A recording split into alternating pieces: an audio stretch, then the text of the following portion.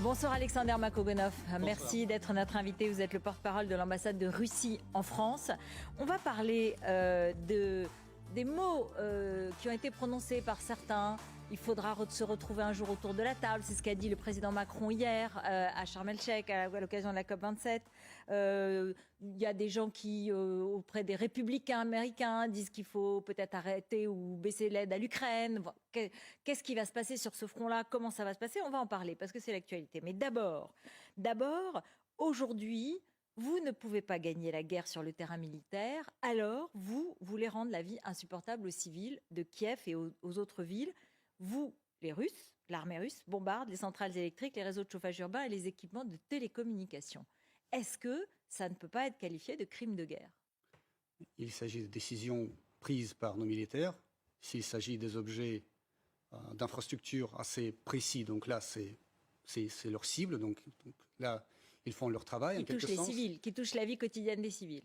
Mais ça touche la vie quotidienne des civils, mais je ne sais pas pourquoi vous ne parlez pas du tout de la vie quotidienne des civils qui vivent sur le territoire du Donbass, Kherson, Zaporijie, qui vivent toujours les bombardements constants, presque chaque jour, mais vous ne montrez rien, mais c'est la même situation. On montre à peu près tout ce qu'on peut montrer. Nos reporters sont là où ils peuvent aller, vous le savez très bien. Et parfois, évidemment, ils ne peuvent pas aller partout. Mais est-ce que ça suffit de dire qu'il y a certaines populations qui pourraient être bombardées pour considérer qu'on a le droit de pourrir, de rendre insupportable la vie des civils, la vie quotidienne des civils? L'expression population bombardée, je vous assure, c'est pas pour nous. En fait, lorsque nos militaires bombardent quelque chose, il s'agit vraiment des frappes ciblées qui ciblent les objets, mais pas la population. Donc là, s'il s'agit des centrales électriques, s'il s'agit des objets, je sais pas, d'infrastructures militaires, Non, des centrales électriques, des réseaux de chauffage urbain, des équipements de télécommunication. Oui, et c'est pas des objectifs militaires. C'est pas la population. À la différence des troupes ukrainiennes qui bombardent d'une manière très ciblée les hôpitaux, les écoles, les bâtiments résidentiels, et ça se passe presque chaque jour. Alors ça, évidemment, c'est vous qui le dites, parce que les Ukrainiens affirment, et on a des informations disant qu'ils bombardent des objectifs militaires, notamment le pont de Crimée, même si on ne sait pas qui est responsable, mais en tout cas, c'est considéré comme un objectif militaire. À Belgorod, il y a eu des bombardements ukrainiens, c'est sur des objectifs, des dépôts d'armes. On n'a pas de connaissance de bombardements sur des populations civiles. Mais si vous le dites, c'est votre thèse, et on peut l'entendre. Néanmoins, on ne peut pas entendre que bombarder des centrales électriques, des réseaux de chauffage et des équipements de télécommunication, ça ne touche pas les civils. C'est impossible. Mais bien sûr, et les villes sont plongées dans le noir, on le voit. D'une manière directe, indirecte, plutôt indirecte, ça touche des civils. Mais bon, on est en état du conflit. Il faut que la partie ukrainienne se rende aussi compte de ces actions. Donc là, s'ils continuent leur attentat terroriste sur le territoire russe, s'ils continuent à pilonner alors les villes paisibles du Donbass, de Zaporijie et de Kherson, mais bien sûr, ils auront la riposte. La ville paisible de Kherson, la ville de Kherson, elle a été conquise par l'armée russe. Elle est rentrée dans une ville qu'elle a russifiée. On se souvient, il y a eu des panneaux en russe qui ont été posés. Ils n'y étaient pas avant, ils étaient ukrainiens. Mais si pour vous, les Ukrainiens, les troupes ukrainiennes, l'armée ukrainienne est tellement gentille, alors pourquoi ils bombardent leurs compatriotes, qui étaient leurs compatriotes hier encore hier sur ce territoire. Parce que ce territoire, à Kherson, à Zaporijie, pourquoi ils bombardent? À Kherson, il est occupé aujourd'hui par l'armée russe. Vous êtes toujours d'accord? Parce que il y avait 20 000 soldats russes au moins, et plus une russification entre guillemets de la ville, des habitants. Mais tout d'abord, il s'agit des terres historiquement russes, donc là, il ne faut pas les russifier. Ils sont déjà russifiés parce que disons, il y a toujours la mémoire génétique, il y a toujours ces racines russes qui parlent. Vous voyez, pardon, dans le Donbass peut-être, mais à Kherson, c'est pas tout à fait. Mais la ville de Kherson est fondée par l'impératrice Catherine II, vous le savez. Donc là, c'était fondé par les Russes, c'était développé par les Russes, c'était défendu par les Russes. Donc là, c'est hors de question de discuter vraiment les racines de cette ville. Oui, mais aujourd'hui, c'était une ville ukrainienne. C'est les Russes et les russophones. Donc là, maintenant, c'est la Russie, ça fait partie de la Russie suite au référendum. Vous le savez très bien. Alors, ce référendum, vous savez qu'il a été contesté, qu'il y a eu un vote à l'ONU qui a refusé et non reconnu, qui n'a pas reconnu ces annexions unilatérales de la part de la Russie. Mais bien sûr, on peut imaginer dans quelles conditions se déroulait cette vote, on peut imaginer cette pression sur laquelle se trouvaient les représentants d'autres pays. Oui. La majorité des pays sont sous pression. Nous le savons très bien. Et en plus, il y avait des pays qui se sont abstenus et qui ont dit non. Et je dois vous dire que ces pays représentent une moitié de la population mondiale. La Chine était sous pression, elle s'est abstenue, elle n'a pas voté. Voilà, elle n'a pas voté, oui. Oui, d'accord, mais enfin, elle s'est abstenue, elle n'a pas voté pour. Mais bon, elle n'a pas voté contre. Mais en tout cas, elle n'a pas soutenu cette résolution. Voilà. Est-ce que vous êtes surpris vous, personnellement, par la faiblesse de votre armée? Parce que ce qu'on apprend tous les jours, vous occupiez 25% du territoire ukrainien en mars dernier et vous n'occupez plus que 17%. On apprend aujourd'hui que les troupes russes sont en train peut-être de se retirer de la ville de Kherson, qu'il y a des lignes de défense qui sont de l'autre côté du fleuve et que d'autres, enfin, même dans le Donbass, il y a des batailles très sévères dans lesquelles les Russes reculent également. Donc votre armée, et c'est ce que je disais, le terrain militaire n'est pas favorable, donc vous allez sur un terrain civil. Mais est-ce que vous-même, vous avez été surpris? Donc, vous savez, en Russie, nous avons une expression qui existe déjà depuis le 19e siècle. Ça appartient à un ministre des Affaires étrangères russe à l'époque du tsar Alexandre II. La Russie ne boude pas, elle se recueille. Donc là, à chaque fois que vous pensez que la Russie bat en retraite, que la Russie recule, que la Russie s'embourbe, etc., tout ce genre de clichés, je vous énumère tous les clichés journalistiques que je vois chaque jour à la télé. Donc là, c'est une fausse impression parce que là, il faut toujours penser à autre chose. Par exemple, si la Russie voulait tellement résoudre ce problème en Ukraine d'une manière militaire, on pourrait bien sûr adapter, disons, cette tactique des pays de l'OTAN et bombarder les villes sans distinguer les civils, les militaires qui est dedans, etc., comme c'était fait en ex-Yougoslavie, comme c'était fait en Irak, en Libye, etc. Mais par les Russes sur Alep, par exemple. Par les Russes sur Alep, comme les Russes ont fait. Vous voulez que je vous rappelle Raqqa et Mossoul, mais bon, là, ça ne va pas jouer à votre compte, je vous assure. Donc, peut-être les militaires russes ne veulent pas avancer trop rapidement, mais peut-être on laisse toujours cette petite possibilité, mais à la solution pacifique pour que ça entre en jeu le plus vite possible. Donc, vous voyez, c'est... Pardon, mais comment pouvez-vous parler de solution pacifique alors qu'il y a eu des massacres qui ont été constatés par des observateurs internationaux? Des massacres où, par exemple? À Boutcha, évidemment. À Boutcha. Des observateurs internationaux qui étaient qui, en fait? Les ONG? Quel est le niveau de leur expertise, de leur compétence, de leur responsabilité et de leur indépendance surtout? Ils ont été constatés, hélas. Toujours se hélas, poser la question. Hélas, oui, mais c'est les ONG, n'est-ce pas? Il y a toujours les enquêteurs français qui sont sur le terrain, n'est-ce pas? Peut-être il faut qu'on attende les résultats. Oui, mais ils ont donné leur... On veut bien savoir, par exemple, les noms de ces gens, la date de leur décès. Vous remettez en question complètement ce massacre? Mais non, mais bien sûr, ce n'était pas les Russes qui l'ont fait parce que les Russes n'étaient plus là. Nous avons retiré nos troupes le 30 mars. Et là, toute cette, comment dirais-je, ces atrocités, Boutcha, etc. Donc là, on les a commencé à montrer à la télé le 3 avril. Alors ça veut dire, qu'est-ce qui s'est passé lors de ces 3 jours? Le maire de Boutcha est revenu près de la mairie, il filmait les selfies vidéo en disant, voilà, les Russes sont partis, très bien, je vous félicite, etc. Il n'en parlait pas d'un seul cadavre. C'est un massacre qui a été encore une fois circonstancié et les enquêtes l'ont démontré. Nos journalistes ont été sur place, nos reporters ont été sur place. Exactement. Et alors vous ne croyez pas qui constatent les massacres. Oui, mais parce que dans une société démocratique, oui, monsieur. Oui, dans une société démocratique, oui, les journalistes et les ONG, ils ont absolument, on les croit, oui. Quand les journalistes arrivent on sur la scène de crime en premier, avant les enquêteurs, ça ne vous interroge pas? Les journalistes qui sont, vous vous souvenez de ces photos-là, les journalistes par centaines sur le on prend nos journalistes parce qu'ils ont une éthique et ils sont libres et indépendants. Donc nos journalistes, oui, c'est une référence. Et les ONG aussi. Bon, allez, parlons de ce qui se passe dans l'armée russe aujourd'hui.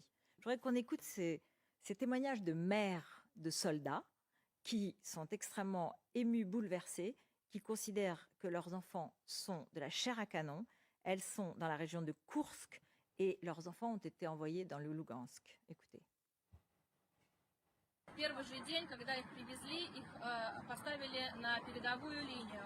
В состав командования все командиры взводов и полков, и рот, как правильно, покинули поле боя и убежали, обоснуя это тем, что они скоро вернутся и предоставят мобилизованным гражданам ихние вещи. Через 40 минут они не вернулись, и начался обстрел гранатометами, минометами и другими сопутствующим оружием. Ce ne sont pas des journalistes ou des ONG, ce sont des femmes russes, des mères russes, qui sont absolument effondrées. Je ne suis pas sur le terrain, je ne peux pas vous commenter ce genre de choses. Je ne sais pas qui sont ces femmes, qui sont leurs maris, etc. S'il y a des problèmes, bon, il faut le reconnaître. Donc, s'il y a des failles dans le système, il faut le reconnaître, il faut les corriger. Mais croyez-moi, il n'y a pas une armée dans le monde qui n'a pas de problème. Chaque armée, que ce soit les pays les plus puissants, les petits pays, ils ont des problèmes dans l'armée. Il y en a qui soignent leurs soldats, qui s'occupent de leur Mais le vie, qui problème- ramènent les corps des blessés et les corps des morts. Et la question est, est-ce que l'armée russe s'occupe de ces soldats de la même façon? Mais vous pouvez imaginer que oui, mais on s'occupe Bah, de qui à c'est une votre vraie avis? question. C'est une vraie question. Je vous dis que oui, mais je ne peux pas vous dire plus parce que je ne suis pas sur le terrain. Mais je vous dis que vraiment, dans toutes les armées du monde, il y a des problèmes. Mais le problème, c'est qu'au temps de paix, ils sont invisibles, ces problèmes. Bien sûr, ça monte à la surface au temps de conflits militaires. Donc là, s'il y a des problèmes, nous les reconnaîtrons et nous les corrigeons, bien sûr. Donc, Oui, mais il y a vraiment un aspect assez cruel et inhumain. Il y a un extrait d'une conversation entre un soldat et un ami qui est sur le terrain et qui raconte. Hey, où est-ce que tu étais parti? J'avais pas le temps de t'appeler. On quittait un encerclement. Sur 36 personnes, seulement 16 ont pu partir. Et ils ne nous ont pas laissé récupérer les 200 morts. Pourquoi? Pas de corps, pas de problème. Peut-être qu'il était en captivité et ils gardent l'argent de leur famille sans les payer. Tu vois ce que je veux dire?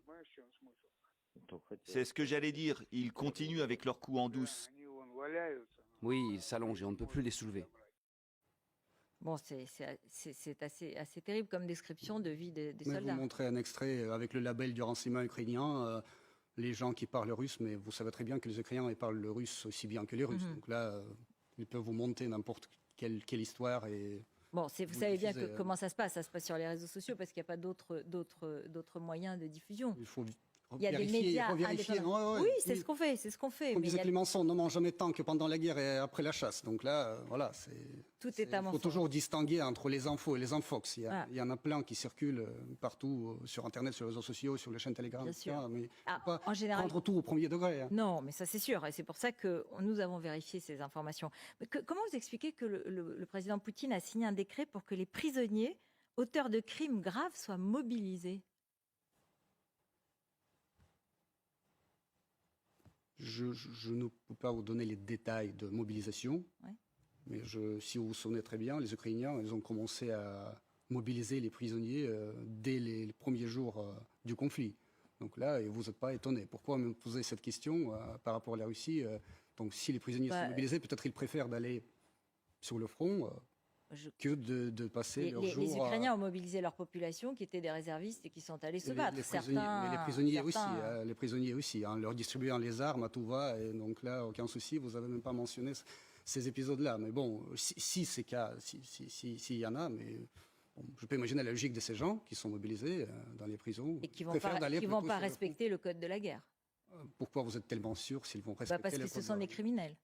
Donc, a priori, ce ne sont pas des gens qui respectent les lois. Écoutez, mais peut-être ils étaient criminels dans la vie normale, mais là, leur Ils seraient discipline, quand différents même- parce que pendant la Mais parce guerre, ils que se redeviendraient des C'est un saints. peu différent quand même, oui, parce que vraiment la nature humaine, elle est comme ça. Parfois, pendant les conflits militaires, pendant les guerres, vraiment. C'est la rédemption. Oui, bah, écoutez, C'est une forme de rédemption. mais oui, en quelque sorte, oui. Donc là, je ne sais pas. Bon, vous permettez qu'on ait une forme de scepticisme là-dessus. Vous verrez bien, vous verrez aucune armée occidentale dans laquelle on mobiliserait des criminels. Mais écoutez, là, du côté ukrainien, aujourd'hui, il y a des milliers et des milliers de mercenaires qui viennent de tous les coins du monde. Et là, vous ne posez pas de questions, qui sont ces gens-là? Alors, il y a des engagés volontaires, Oui, et vous, il y a des mercenaires. et il y a peut-être des mercenaires, mais en tout cas, ceux qui sont publics, c'est la milice Wagner, les mercenaires. Écoutez, Ceux-là, on les connaît. Écoutez, Ils sont mais- en Afrique, Ouais. ils sont en Russie, ils ont ouvert un bureau à Saint-Pétersbourg et ils sont à Bakhmout, dans le Donbass. Ceux-là, ils sont là et ils luttent pour la Russie, pour l'armée russe. mais, Et c'est la milice Wagner qui a pignon sur rue. là, je peux non plus donner des détails parce qu'il s'agit d'une société privée. Donc, s'ils sont présents sur le terrain, donc là, c'est Ils sont payés et Prigogine, Evgeny Prigogine, leur chef, s'en vante et en parle de façon très ouverte. oui, mais ça me vante, il parle.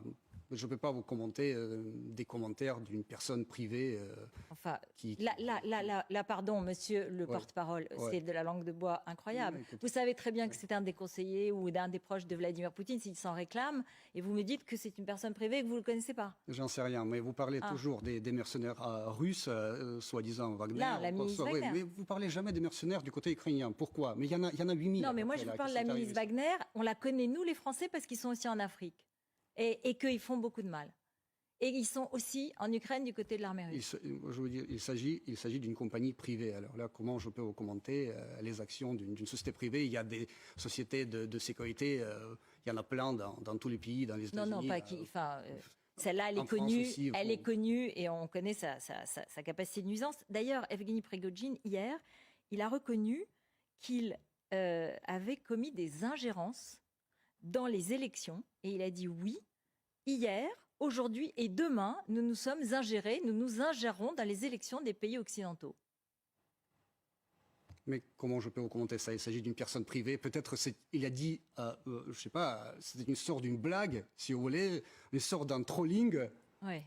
juste pour que tout le monde en parle. Vous savez, Ah ouais. c'est une personne Vous privée. n'êtes pas alors. très à l'aise quand même, soyons francs. Vous n'êtes pas très à l'aise là-dessus. Il s'agit d'une personne privée. Alors là, Non, mais je ne sais pas, ingérence ou pas ingérence, mais c'est pas un homme politique. Ça n'est pas un quelqu'un qui député. connaît, qui voit Vladimir Poutine, qui lui parle et qui est sur les photos. J'aurais pu vous sortir beaucoup de photos où il est à côté de lui.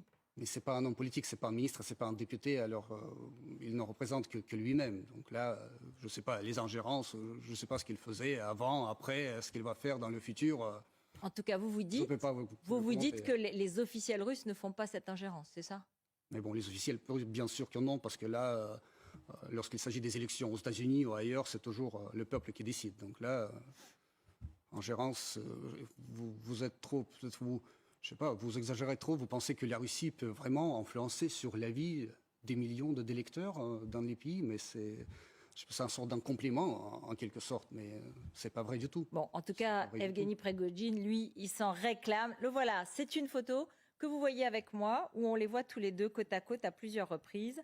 Donc on ne peut pas dire que c'est quelqu'un qui n'est pas un proche de Vladimir Poutine, ou que c'est une personnalité civile anonyme. Je Oui, mais dirais. en tout cas, c'est pas un homme politique, donc là, Oui, mais enfin, personne privée. oui, mais qui agit au nom de la Russie, pour l'armée russe, de façon militaire. Mais je vous dis, il faut toujours savoir dans quel contexte elle a dit cette phrase. Donc là, peut-être vraiment c'était une blague, juste pour vous faire parler de lui, et de, vous voyez. une Bon, sorte de alors trolling. on en parle. Ouais, Alors on en parle. On en parle. Ouais. Et effectivement, sur les élections américaines, une partie des républicains proches de Donald Trump dit il faudrait arrêter de signer un chèque en blanc pour l'Ukraine. Vous vous en réjouissez? Nous ne sommes pas trop naïfs pour croire que les élections aux États-Unis, qui se tient en ce moment, leurs résultats peuvent changer radicalement la ligne des États-Unis à l'égard de l'Ukraine ou de la Russie. Parce que parmi les républicains, il y a ceux qui se prononcent pour la réduction du soutien militaire à l'Ukraine, mais il y a toujours ceux qui, disons les faucons, qui se prononcent pour la poursuite, justement, même pour la multiplication de ce soutien. Et donc là, en plus, la Maison-Blanche a assuré Kiev aujourd'hui de son soutien, infaillible ou inébranlable, peu importe le résultat du scrutin. Oui. Donc là, ça laisse pas une grande marche pour un optimisme que les États-Unis vont changer leur cap radicalement. Est-ce que vous attendez le retour de Donald Trump à la Maison-Blanche? Est-ce que ça vous ferait plaisir? Est-ce que vous pensez que ça pourrait être positif pour la Russie? Pourvu que ça fasse plaisir au peuple américain. Hein. Donc là, non, mais là, je vous pose à vous la question. Pour nous, peu importe le résultat, nous serons obligés de travailler avec telle ou telle administration américaine, qu'elle soit républicaine, démocrate. Franchement, c'est toujours la volonté du peuple américain qui prime dans cette question. Donc là, peu importe le vainqueur. Dans la rhétorique russe aujourd'hui, depuis un certain nombre de discours de Vladimir Poutine, il y a des accents violemment anti-occidentaux qui dénoncent le satanisme qui règne dans notre pays, on assimile la lutte entre le bien et le mal, on assimile cette guerre à la lutte entre le bien et le mal, entre l'archange Michel qui serait Poutine et l'antéchrist l'Occident. Je voudrais qu'on écoute et Vladimir Poutine et Monsieur Dugin.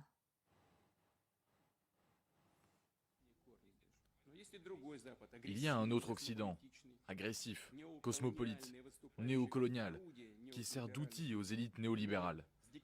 C'est le diktat de cet Occident que la Russie, bien sûr, ne tolérera jamais. Эта война священная, не случайно она объявлена джихадом для них. Это священная битва против сатанинского Запада. И в принципе Если Кадыров находит в себе мужество сказать Vous avez compris. Il a Ouais. dit que l'Occident était le royaume du satanisme, que nous étions. Enfin, vous leur parlez à vos amis russes et vous leur dites que en France, c'est pas Satan qui est à l'Élysée, que quand on se promène, qu'on voit à l'Assemblée nationale, il y a des débats avec une opposition, des discussions, la télévision est libre. Vous voyez un peu, vous leur expliquez? Mais écoutez, mais on ne parle pas du Satan tel qu'il est. Le Satan, c'est le symbole de quelque chose de mauvais, le Oui, mal. oui. Vous savez, et là, vous avez arraché peut-être un petit peu du contexte les propos du président, parce qu'il a dit, il parlait beaucoup de l'Occident, et dans cette allocution, je me souviens très très bien, il parlait de l'Occident, mais l'Occident c'est une chose, mais les élites globalistes c'est autre chose. Donc là, il parlait aussi de l'Occident qui est en quelque sorte une victime de ces élites globalistes, qui imposent ces valeurs néolibérales, qui, disons, méprisent tout ce qui est tradition, tout ce qui est valeurs traditionnelles, identité, etc. Donc, dans cette allocution, il ne parlait pas du, comment dirais-je, de l'anéantissement de l'Occident en tant que Satan, quelque chose comme ça. Il parlait plutôt du dialogue avec l'Occident, du dialogue des civilisations. Et il a terminé cette allocution par une phrase très intéressante. Il faut qu'on travaille tous ensemble pour construire, pour composer la symphonie de la civilisation humaine. Dans cette symphonie, l'Occident aura toute sa place, comme maintenant, mais en tant qu'un des pôles dans le monde multipolaire, où les civilisations, les pays, ou les groupes de pays se traitent d'égal à égal.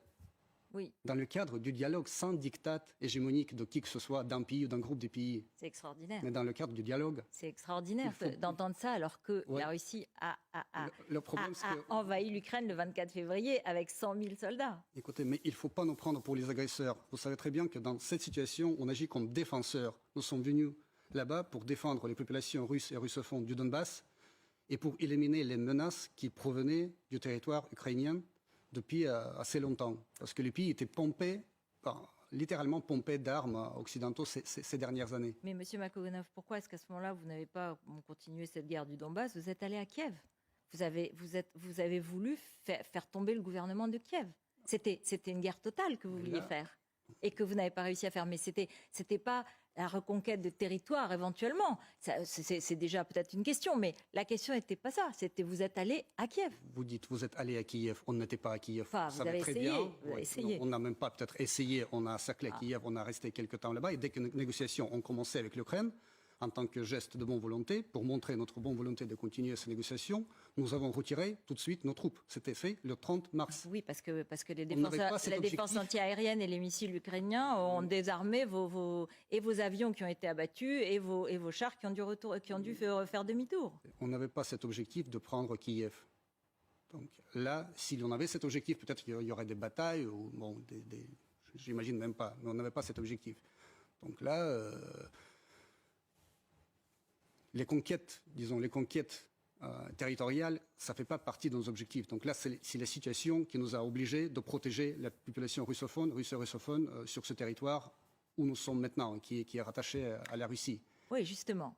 C'est vrai que quand on entend parler de négociations maintenant, de se mettre autour d'une table, est-ce que vous dites, oui, il faut qu'on se mette autour d'une table, alors même que vous expliquez que l'Occident est miné par des forces souterraines et anti-nationales, etc. Vous nous avez expliqué votre vision. Mais bon, vous êtes favorable à une négociation. À quelles conditions? Si vous parlez des conditions préliminaires, il n'y en a pas. Comme a dit le président Poutine le 30 septembre lors de son discours au Kremlin, il a appelé, en toute franchise, en toute ouverture, il a appelé Kiev à cesser les hostilités et revenir à la table de négociation en disant que la Russie est prête. Puis nos officiers, à tous les niveaux, ont disons, confirmé cette volonté de notre pays en disant aussi que nous n'avons pas de conditions préliminaires. Il faut juste revenir à la table de négociation et puis voir. Pour négocier quoi? Est-ce que pour négocier vous êtes la paix prêt avant tout. à négocier le retrait de vos troupes des territoires que vous avez occupés? Donc, il y a la donne géopolitique actuelle qu'il faut prendre en compte. Donc là, il y a ces nouveaux territoires qui sont déjurés de facto russes. annexé, Suite, annexé rattaché, contre l'avis de l'ONU. Hein. Rattaché selon la volonté des gens qui habitent et qui subissent des bombardements du régime de Kiev chaque jour. Pour eux, les référendums et le rattachement à la Russie, c'était les questions de survie. Sinon, ils seraient tous massacrés en tant que collabos, pro-russes, etc., etc. Donc là c'est la nouvelle donne géopolitique. En ce qui concerne d'autres conditions, il coïncide en principe avec les objectifs principaux de cette opération militaire, c'est-à-dire que l'Ukraine doit être démilitarisée, c'est-à-dire les menaces militaires à caractère militaire doit être réduite, doit être éliminée, donc c'est-à-dire le potentiel militaire doit être réduit au minimum, donc dénazifié, parce que là, dans cet état-là, lorsque l'idéologie néo-nazie prospère sur le territoire ukrainien aussi, on ne peut pas avoir cet état voisin englouti par cette idéologie. Et il y a aussi d'autres conditions sur le plan géopolitique, justement, le Donbass et ses nouvelles territoires. Et bien sûr, le statut neutre de l'Ukraine, ça c'est la condition donc, très en fait, importante. il n'y aura jamais de négociation. Parce que ce que vous dites là, c'était ce que vous disiez avant le 24 février. Le 24 février, 9 mois après, votre armée est en difficulté, on l'a dit, on l'explique, et vous demandez la même chose. Et vous parlez encore de nazification, vous parlez encore de neutralisation d'une armée ukrainienne qui s'est défendue contre une agression. Vous ne pensez même pas à un statu quo de la situation aujourd'hui, ou bien à conserver peut-être la Crimée et laisser le territoire ukrainien autonome. Il faut toujours savoir indépendant. Quel est le statu quo d'aujourd'hui, parce que vous savez... si vous perdez la ville de Kherson, qu'est-ce qui reste? Qu'est-ce qui reste? Mais c'est la ville qui se trouve sur le territoire russe. Je peux imaginer, bien évidemment, que cette ville sera reconquise en cas de perte. Mais là, j'imagine très difficilement la perte de cette ville quand même, parce que c'est un point stratégique. Donc là, c'est difficile d'imaginer. Mais en fait, si on revient à cette question de statu quo, difficile de dire quel est le statu quo pour le moment, parce que tout d'abord, il faut que le régime de Kiev démontre une moindre volonté de revenir aux négociations. Mais vous savez très bien que le 30 septembre, le président Zelensky a prononcé cette fameuse phrase « Je ne veux pas négocier avec la Russie tant que Poutine est au pouvoir ». Absolument, parce que vous savez, même le président Macron, il a parlé beaucoup avec Vladimir Poutine. Et il a dû faire le constat que c'était jamais sincère et qu'il y avait des mensonges et que la confiance ne pouvait pas s'établir. Qu'est-ce qui peut être le plus sincère quand le président dit ouvertement « Nous invitons l'Ukraine à revenir à la table de négociation ». Oui, mais pourquoi? Et en même temps, l'Ukraine dit « Non, on ne va pas négocier avec vous tant que Poutine est au pouvoir ». Et puis, ils officialisent ça par le décret présidentiel. Donc là, maintenant, au niveau législatif, les négociations pour les Ukrainiens sont impossibles. Avec Vladimir Poutine, qui a envahi le territoire. Mais avec qui ils veulent négocier alors? Mais avec qui ils veulent négocier? Donc là, maintenant, Poutine, c'est le président de la Russie. Donc là, apparemment, il faudra négocier avec lui. Mais là, il se bloque toutes les possibilités de la solution pacifique. Mais vous êtes sur toujours les mêmes conditions que le 24 février, c'est-à-dire plus d'armées en Ukraine, plus d'indépendance ukrainienne, plus de nation ukrainienne, quoi. Donc c'est pas une condition acceptable. On ne parle pas du tout de l'indépendance ukrainienne. Quand on dit non-adhésion de l'Ukraine à l'OTAN, c'est-à-dire qu'on veut... Ouais, l'OTAN n'a pas adhéré, il n'a pas adhéré à l'OTAN. Oui, mais imaginez, là, le lendemain, l'Ukraine adhère à l'OTAN. Donc là, l'OTAN commence à s'implanter sur le territoire ukrainien, construire les bases, mettre peut-être déployer les armes nucléaires, mais c'est pas le cas. Ça aurait été. Mais ce sera un cas de conflit entre la Russie et l'Ukraine. Alors, ce sera le conflit entre la Russie et l'OTAN. La Troisième Guerre mondiale, alors. Concluons, parce que vous avez dit que vous êtes sur le front médiatique. Quand on vous a demandé si vous vouliez ou si vous seriez mobilisable pour cette guerre, vous avez dit bah oui, je suis mobilisé sur le front médiatique et c'est pas facile, c'est pas simple. Alors, et vous avez aussi dit, ça m'a frappé, que vous avez des amis qui ont fui la mobilisation de soldats. Vous n'avez pas envie de fuir la mobilisation médiatique? Vous n'avez pas envie de vivre à Paris tranquillement, librement, dans un système démocratique dans lequel il y a des oppositions qui discutent, dans des studios de télévision où on invite tout le monde? Vous savez, moi, mon plus grande envie, Ruth Elkrief, la prochaine fois, de vous rencontrer ici sur ce plateau et discuter les projets culturels, la tournée du théâtre Bolchoï, les expositions des musées russes à Paris. Ça me ferait un immense plaisir, croyez-moi. Mais là, aujourd'hui... Vous êtes obligé de défendre quelque chose d'indéfendable. Cette actualité qui est très dure, mais quand même, il faut que ça se termine un jour. Ça se termine, bien sûr, par la paix. Donc, les conditions, nous allons voir tous ensemble. J'espère que ce sera quelque chose qui viendra rapidement. Merci beaucoup, merci d'être venu sur notre plateau, Alexander Merci. Makogonov.